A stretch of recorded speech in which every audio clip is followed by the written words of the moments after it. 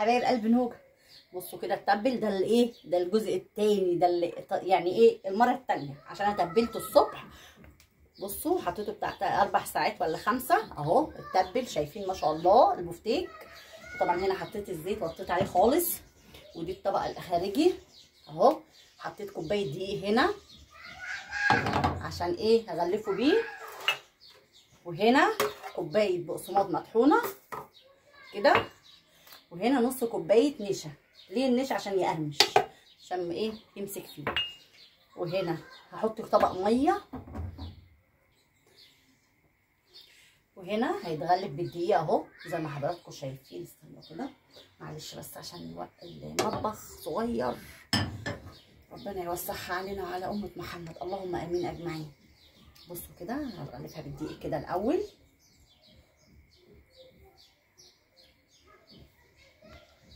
كده، شايفين كله هنعمله بالطريقه دي اهو. شايفين كده كده ايه، هنسقطها في الميه، في طبق الميه ده كده اهو. هرجعها على البقسماط والنشا،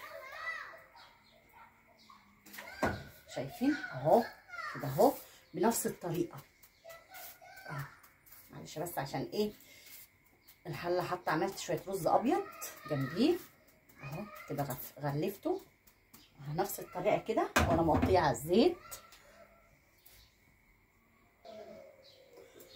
بصوا كده انا ما شاء الله انا عملتها بطولها كده اهو مغطيه خالص.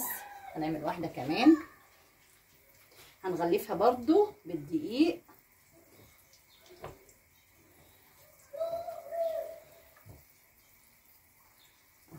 نفس كده، وهننزلها بالميه نفس كده اهو. بصوا اهو يا رب كده اهو نفس النظام اهو، شايفين اهو.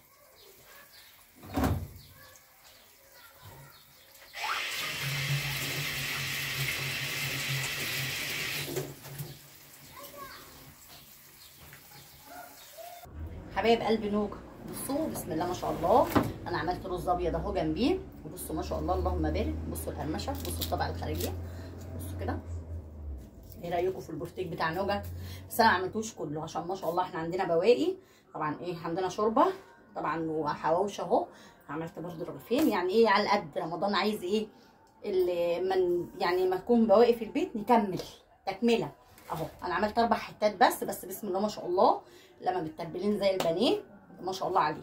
بصوا اهو، وعندنا برده الطحينه اهي، والرز الابيض الجميل بتاعنا بسمنه بلدي، والسلطه والشوربه، والحمد لله على كده. كل سنه وحضراتكم طيبين جميعا. ده الجزء ده التاني يعني